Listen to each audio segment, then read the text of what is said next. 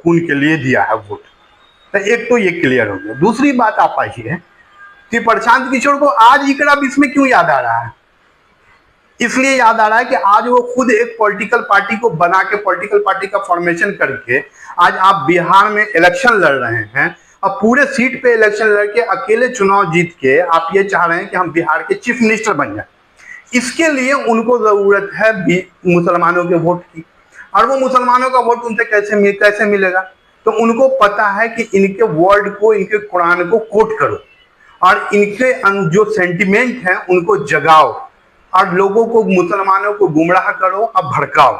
ये बात हम इसलिए बोल रहे हैं प्रशांत किशोर की। प्रशांत किशोर ने बात सही कही है, लेकिन ये बात हम इसलिए उन पे कर रहे हैं कि प्रशांत किशोर तब कहां थे जब 2019 के दिसंबर में जामिया के लाइब्रेरी में घुस के बच्चों को मारा गया था, जब अलीगढ़ मुस्लिम यूनिवर्सिटी में घुस के बच्चों को मारा गया था, जब आजम खान की यूनिवर्सिटी को तोड़ा गया।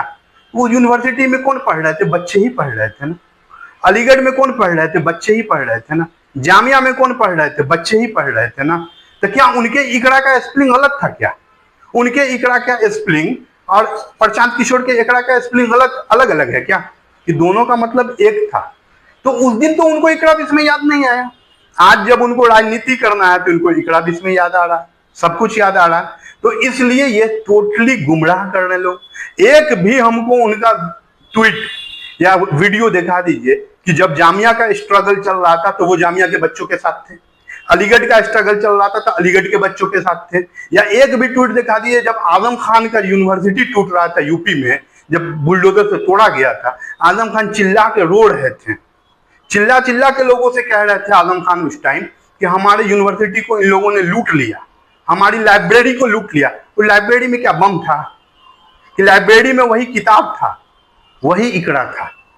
तब तो उनको याद नहीं आया था, तब उन्होंने कोई स्ट्रगल नहीं किया, कुछ नहीं, ऐसे ही छोड़ दिया।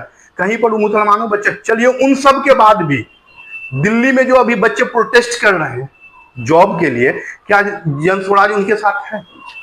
उन पे कुछ बोल रहा है? क्यों नहीं बोल रहा? तो इन सब का जवाब पहले दे। ये टोटल गुमराह कर रहे हैं मुसलमानों को, मुसलमान के सेंटिमेंट को कुरान से, हदीस से, नबी से जोड़ के, ताकि किसी तरह मुसलमान के कुछ परसेंट को गुमराह करके अपने तरफ ले आया जाए और लाके इलेक्शन लड़ा जाए। बस इसके